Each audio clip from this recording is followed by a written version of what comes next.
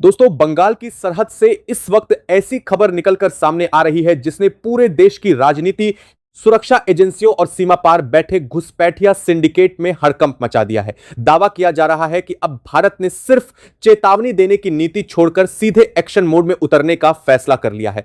पश्चिम बंगाल में नई सरकार बनने के बाद जिस तरह अवैध घुसपैठ, डेमोग्राफी बदलाव और सीमा पार से चल रहे नेटवर्क्स पर लगातार सर्जिकल स्ट्राइक जैसी कार्रवाई शुरू हुई है, उसने दुश्मनों की रातों की नींद उड़ा दी है।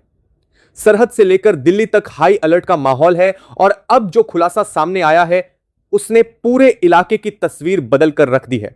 भारत सरकार ने यह तय किया है कि हम न केवल घुसपैठ को रोकेंगे बल्कि घुसपैठियों को चुन चुनकर देश के बाहर निकालेंगे। देश का प्रधानमंत्री और राज्य का मुख्यमंत्री कौन हो यह घुसपैठिए तय करेंगे।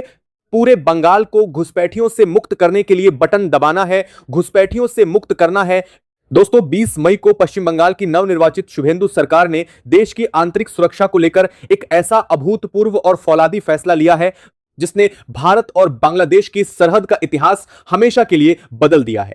इस ऐतिहासिक फैसले के तहत अब बंगाल की धरती पर किसी भी अवैध घुसपैठिए के पकड़े जाने पर उसे अदालतों और कागजी मुकदमों के लंबे चक्करों में नहीं फंसाया जाएगा, बल्कि राज्य पुलिस और रेलवे सुरक्षा बल को साफ निर्देश दे दिया गया है कि इन्हें बिना एक सेकंड की भी देरी किए सीधे बॉर्डर पर ले जाकर सीमा सुरक्षा बल के हवाले कर दिया जाए ताकि उन्हें तुरंत वापस बांग्लादेश की सीमा के बाहर भेजा जा सके। लेकिन असली सस्पेंस और चौंकाने वाली खबर तो इस फैसले के ठीक बाद अंतरराष्ट्रीय मोर्चे से निकलकर सामने आ रही है, जिसने पूरे बांग्लादेश में हड़कंप मचा दिया है।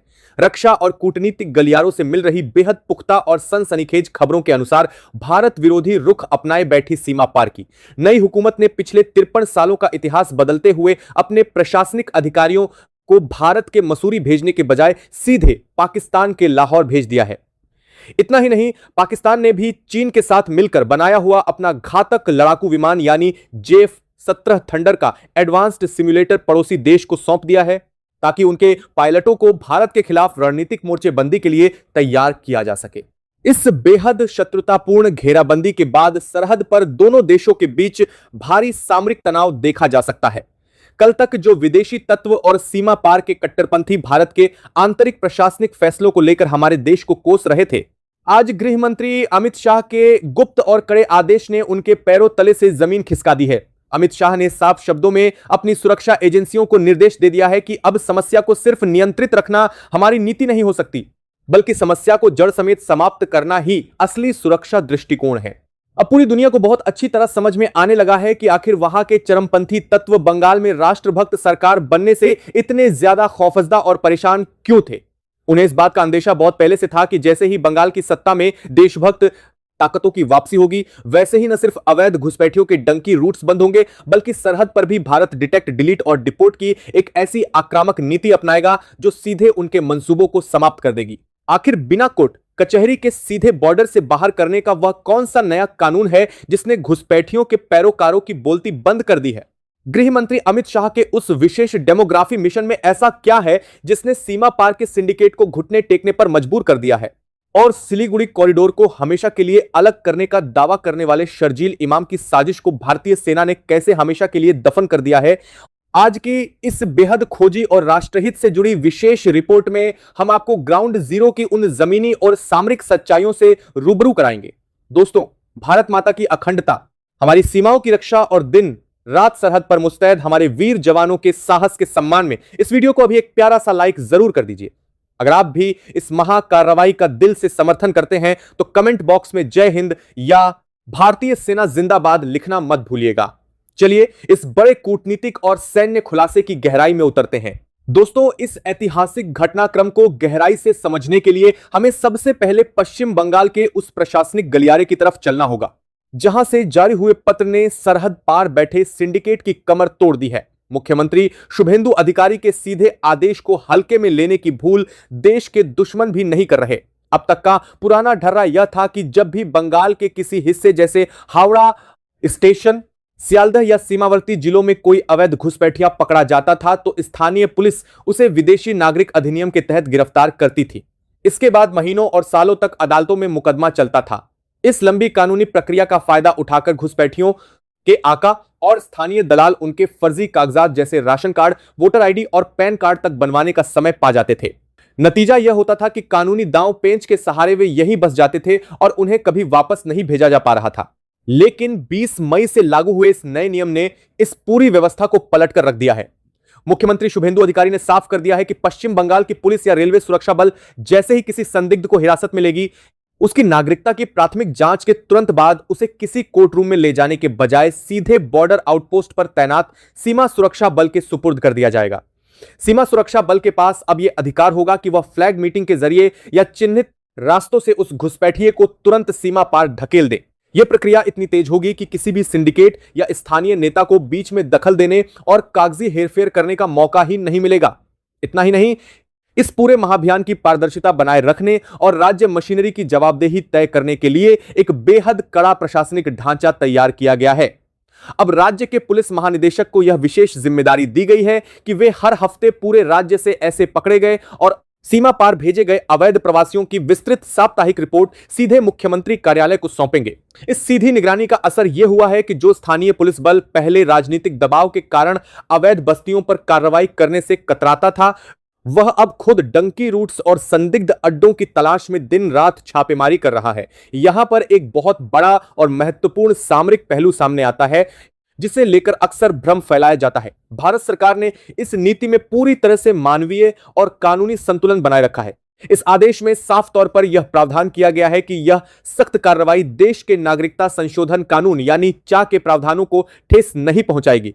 अगर पकड़ा गया कोई भी व्यक्ति बांग्लादेश, पाकिस्तान या अफगानिस्तान से आया हुआ ऐसा पीड़ित अल्पसंख्यक है, जैसे हिंदू, सिख, बौद्ध, जैन, पारसी या ईसाई, जो वहां धार्मिक प्रताड़ना का शिकार होकर भारत में शरण लेने आया है और वहां नागरिकता कानून के तहत योग्यता रखता है, तो उसे इस प्रक्रिया से पूरी तरह बाहर रखा गया है, क्योंकि भारत का कानून यह मानता है कि ये शरणार्थी हैं, घुसपैठिए नहीं। यह फौलादी कार्रवाई सिर्फ और सिर्फ उन अवैध आर्थिक प्रवासियों और संदिग्ध तत्वों पर की जा रही है जो किसी एजेंडे के तहत सीमा लांघकर भारत की आंतरिक सुरक्षा और जनसांख्यिकी को नुकसान पहुंचाने आए हैं। कई विश्लेषक यह सवाल उठा रहे थे कि आखिर राज्य सरकार को रातों रात इतनी बड़ी शक्ति कहां से मिल गई कि वह अदालती प्रक्रिया के बिना ही सीधे डिपोर्टेशन का आदेश दे दे। तो इसका जवाब है देश की संसद द्वारा पारित किया गया एक बेहद शक्तिशाली और आधुनिक कानून, माइग्रेशन एंड फॉरेनर्स एक्ट 2025। दरअसल पुराने कानूनों में आज के समय की कूटनीतिक और तकनीकी चुनौतियों से निपटने के कड़े प्रावधान नहीं थे। नए माइग्रेशन एंड फॉरेनर्स एक्ट 2025 के तहत केंद्र सरकार ने सुरक्षा बलों और प्रशासन को यह विशेष अधिकार दिए हैं कि वे राष्ट्रीय सुरक्षा के हित में त्वरित कार्रवाई का रास्ता चुन सकते हैं। यही वजह है कि 20 मई को जैसे ही यह कानून बंगाल की धरती पर पूरी ताकत के साथ लागू हुआ, वैसे ही सीमा पर बैठे उन आकाओं की सांसें अटक गईं जो भारत के भीतर स्लीपर सेल्स और अवैध बस्तियों का साम्राज्य फैला रहे थे। दोस्तों, इस महाकार्रवाई की असली पटकथा दिल्ली के गृह मंत्रालय में लिखी जा चुकी थी, जब देश के गृह मंत्री अमित शाह ने सीमा सुरक्षा बल के एक विशेष कार्यक्रम में राष्ट्र के नाम एक बेहद कड़ा और स्पष्ट संदेश दिया था। उन्होंने साफ शब्दों में कहा था कि दशकों पुरानी समस्याओं को सिर्फ नियंत्रित रखना या संभाल कर रखना हमारी सुरक्षा का दृष्टिकोण नहीं हो सकता, बल्कि समस्या को जड़ समेत समाप्त करना ही असली सुरक्षा दृष्टिकोण है। इसी दृढ़ संकल्प का नतीजा है कि जिस तरह देश को आंतरिक रूप से पूरी तरह नक्सल मुक्त किया गया, ठीक उसी आक्रामक नीति के साथ अब इस देश से अवैध घुसपैठियों को चुन चुनकर बाहर निकालने का रास्ता साफ कर दिया गया है। इस रणनीति को जमीनी स्तर पर उतारने के लिए प्रधानमंत्री नरेंद्र मोदी के नेतृत्व में एक बेहद गोपनीय और रणनीतिक मिशन की शुरुआत की गई है, जिसे हाई पावर डेमोग्राफी मिशन कहा जा रहा है। कुछ ही दिनों में इसके आधिकारिक चार्टर की घोषणा भी हो जाएगी। इस मिशन का मुख्य काम उन संवेदनशील और सीमावर्ती पॉइंट्स को चिन्हित करना है जहां सोची समझी साजिश के तहत जनसंख्या का संतुलन बिगाड़ने की कोशिश की गई है। यह मिशन सीधे तौर पर सीमा सुरक्षा बल को वह खुफिया डेटा और सामरिक ताकत मुहैया कराएगा जिसके दम पर सीमा इलाकों की सुरक्षा को हमेशा के लिए अभेद्य बनाया जा सके। अमित शाह ने इस बात को भी रेखांकित किया कि अब त्रिपुरा, असम और पश्चिम बंगाल तीनों ही सीमावर्ती राज्यों में ऐसी सरकारें मौजूद हैं जो नीतिगत रूप से यह मानती हैं कि देश की संप्रभुता के साथ कोई समझौता नहीं होगा और घुसपैठ को हर कीमत पर रोका जाएगा। इसी तालमेल के कारण अब एक ऐसा मजबूत सुरक्षा ग्रिड तैयार किया जा रहा है जिसमें सीमा सुरक्षा बल का संवाद सिर्फ सरहद तक सीमित नहीं रहेगा। अब सुरक्षा बलों का सीधा संपर्क गांव के पटवारी, स्थानीय थाने के इंचार्ज, जिले के कलेक्टर और एसपी से लगातार बना रहेगा। ताकि सरहद के भीतर छिपे किसी भी संदिग्ध और उसके नए रूटों को तुरंत ट्रैक करके ध्वस्त किया जा सके। अब जरा बात करते हैं भारत के सबसे संवेदनशील हिस्से यानी सिलीगुड़ी कॉरिडोर की, जिसे चिकन नेक भी कहा जाता है। साल 2020 में दिल्ली की सड़कों से देश को तोड़ने की बात करने वाले चरमपंथी शर्जील इमाम ने खुलेआम दावा किया था कि अगर 5 लाख लोगों को संगठित कर दिया जाए तो भारत के मुख्य हिस्से को पूर्वोत्तर राज्यों से हमेशा के लिए अलग किया जा सकता है। महज 22 किलोमीटर की चौड़ाई वाले इस कॉरिडोर के चारों तरफ जिस तरह से जनसांख्यिकी को बदलने का खेल खेला जा रहा था, उसने देश की सुरक्षा एजेंसियों को पूरी तरह अलर्ट कर दिया था। दुश्मनों की साजिश यह थी कि हाईवे और रेलवे लाइनों के किनारे जमीनें खरीदकर एक ऐसा चक्रव्यूह बनाया जाए कि संकट के समय भारतीय सेना की आवाजाही को रोका जा सके। लेकिन आज समय पूरी तरह बदल चुका है, बाबू भी बदल चुके हैं और सरकार का मिजाज भी बदल चुका है। केंद्र सरकार ने इस पूरे कॉरिडोर को मजबूत करने के लिए पहले ही सीमा सुरक्षा बल के अधिकार क्षेत्र को 15 किलोमीटर से बढ़ाकर 50 किलोमीटर कर दिया था और अब पश्चिम बंगाल की नई सरकार ने बिना किसी देरी के 120 एकड़ रणनीतिक भूमि सीधे केंद्र सरकार और रेलवे को सौंप दी है। इस जमीन के मिलते ही वहां एक्सप्रेस वे, हाईवे और लगभग 60 किलोमीटर लंबा एक अभूतपूर्व अंडरग्राउंड रेलवे नेटवर्क तैयार किया जा रहा है। यह ऐसा फौलादी सैन्य सुरक्षा कवच है कि अगर जमीन के ऊपर कोई बाधा खड़ी करने की कोशिश भी करे तो भारतीय सेना पलक झपकते ही अंडरग्राउंड रास्तों से पूर्वोत्तर भारत की रक्षा के लिए मोर्चे पर पहुंच जाएगी। अमित शाह ने संसद से लेकर रैलियों तक में साफ कर दिया है कि यह भारत की संप्रभु भूमि है। इस पर आंख उठाने वाले किसी भी मंसूबे को बर्दाश्त नहीं किया जाएगा। दोस्तों, सिलीगुड़ी कॉरिडोर की इस फौलादी किलेबंदी के बाद अब बात आती है उस देशव्यापी महाअभियान की, जिसकी आहट मात्र से घुसपैठियों के पैरोकारों की रातों की नींद उड़ चुकी है। केंद्र सरकार और विभिन्न राज्यों की कानून व्यवस्था का मिजाज अब पूरी तरह साफ हो चुका है। देश के गृह मंत्री अमित शाह ने पहले ही स्पष्ट कर दिया था कि घुसपैठियों को चुन चुनकर बाहर निकाला जाएगा और देश की जनसांख्यिकी के साथ किसी को भी खिलवाड़ करने की इजाजत नहीं दी जाएगी। इस बड़े लक्ष्य को हासिल करने के लिए अब केवल सीमाओं को ही सील नहीं किया जा रहा, बल्कि देश के भीतर भी एक बहुत बड़ा स्वच्छता अभियान शुरू होने जा रहा है। आने वाले दिनों में गृह मंत्रालय सीमावर्ती राज्यों के मुख्यमंत्रियों के साथ एक उच्च स्तरीय बैठक करने जा रहा है, जिसमें घुसपैठ के खिलाफ एक ऐसा चक्रव्यूह तैयार किया जाएगा जिससे बच निकलना किसी भी संदिग्ध तत्व के लिए नामुमकिन होगा। ग्राउंड जीरो से आ रही खबरें बताती हैं कि यह प्रशासनिक कार्रवाई बहुत तेजी से जमीनी स्तर पर उतरने लगी है। हावड़ा, सियालदह, कूच बिहार और बांद्रा जैसे बड़े और व्यस्त रेलवे स्टेशनों के आसपास सालों से सरकारी जमीनों पर जो अवैध कब्जे जमाए बैठे थे, वहां अब कानून का डंडा पूरी ताकत से चल रहा है। अवैध बस्तियों को पूरी तरह साफ किया जा रहा है। कानून की सख्त नीति ने यह साफ संदेश दे दिया है कि केवल पहचान पत्र या बैंक खाते की डिटेल रख लेने भर से कोई भी विदेशी तत्व भारत का नागरिक नहीं बनाए। दोनों से कोई भी विदेशी तत्व भारत नागरिक नहीं बनाए। अब इस साफ संदेश को सभी का मानती रहेगा कि विदेशी तत्व भारत का नागरिक नहीं बनाए जाता। हर एक संदिग्ध को अपनी भारतीय नागरिकता और अपनी पीढ़ियों की सही जानकारी कानून के सामने साबित करनी होगी, अन्यथा उनका भविष्य पूरी तरह अंधकार में होने वाला है। सुरक्षा एजेंसियों की यह मुस्तैदी इसलिए भी जरूरी है क्योंकि भारत की आर्थिक तरक्की और वैश्विक पहचान को रोकने के लिए अंतर्राष्ट्रीय स्तर पर बहुत बड़े कूटनीतिक खेल खेले जा रहे हैं। पड़ोस के कंट्रीज में जिस तरह के बड़े राजनीतिकता देखने को मिली है, उसके पीछे वैश्विक शक्तियों का हाथ होने की आशंका कूटनीतिक गलियारों में लगातार जताई जा रही है। इस अस्थिरता का फायदा उठाकर कुछ कट्टरपंथी और भारत विरोधी ताकतें यह ख्वाहिश पाले बैठी थीं कि वैसी ही अशांति भारत के भीतर भी पैदा की जा सके। लेकिन देश की आंतरिक और खुफिया सुरक्षा एजेंसियां इस बार पूरी तरह मुस्तैद हैं। बंगाल के भीतर सक्रिय सीमा पार के खुफिया नेटवर्क और राष्ट्र विरोधी ताकतों के सिंडिकेट को राष्ट्रीय जांच एजेंसी यानी एनआईए ने पूरी तरह बेनकाब कर दिया है। चुनाव प्रक्रिया में खलल डालने, मतदाताओं को डराने, धमकाने और देश की संप्रभुता को चुनौती देने वाले असामाजिक तत्वों पर कानून का शिकंजा कस चुका है। जो लोग कल तक भारत की सुरक्षा एजेंसियों को खुलेआम आंखें दिखाने का दुस्साहस करते थे, आज वे कानून के डर से भगोड़े बने घूम रहे हैं। कुल मिलाकर भारत सरकार, गृह मंत्रालय और सुरक्षा बलों का यह नया और अभूतपूर्व सुरक्षा ढांचा इस बात का जीता जागता प्रमाण है कि मां भारती की सुरक्षा और संप्रभुता के साथ कोई भी समझौता नहीं किया जाएगा। जो चोर दरवाजे दशकों से जानबूझकर खुले रखे गए थे, वे अब हमेशा के लिए बंद हो चुके हैं। अब देश के भीतर सिर्फ और सिर्फ राष्ट्रहित सर्वोपरि होगा और हर नागरिक को अपनी सीमाओं और सुरक्षा बलों पर पूरा गर्व होना चाहिए। भारतीय एजेंसियों का मानना है कि अगर समय रहते ये नेटवर्क नहीं तोड़ा जाता तो आने वाले वर्षों में यह इलाका देश की आंतरिक सुरक्षा के लिए गंभीर खतरा बन सकता था। यही कारण है कि अब केवल सेना ही नहीं बल्कि केंद्रीय एजेंसियां भी पूरी ताकत के साथ मैदान में उतर चुकी हैं। कई जिलों में दस्तावेज सत्यापन अभियान तेज कर दिया गया है और संदिग्ध गतिविधियों पर नजर रखने के लिए विशेष साइबर मॉनिटरिंग सेल भी बनाई गई है। सूत्रों के मुताबिक कुछ ऐसे सोशल मीडिया चैनल और एनक्रिप्टेड ग्रुप भी चिन्हित किए गए हैं जो सीमा पार से नैरेटिव वॉरफेयर चलाकर स्थानीय युवाओं को प्रभावित करने की कोशिश कर रहे थे। भारत अब इस पूरे खेल को केवल सीमा विवाद नहीं बल्कि हाइब्रिड वॉरफेयर के रूप में देख रहा है। दोस्तों, इस पूरे घटनाक्रम का सबसे संवेदनशील पहलू वह है जिसने सीधे चीन की बेचैनी बढ़ा दी है। रक्षा सूत्रों के अनुसार भारतीय सेना ने केवल चिकन नेक तक अपनी तैयारी सीमित नहीं रखी बल्कि उत्तर पूर्व के कई रणनीतिक एयरबेस और एडवांस लैंडिंग ग्राउंड्स को भी हाई अलर्ट पर डाल दिया है। इसका सीधा संदेश यह है कि भारत अब किसी भी दोहरे मोर्चे की संभावना को नजरअंदाज नहीं कर रहा। सूत्रों के मुताबिक पिछले कुछ दिनों में भारतीय वायुसेना की गतिविधियों में अचानक तेजी देखी गई है। रात के समय लगातार एआर को कारण संभालिंग की जा रही है और कई एडवांस फाइटर जेट्स को पूर्वी सेक्टर में पुनः तैनात किया गया है।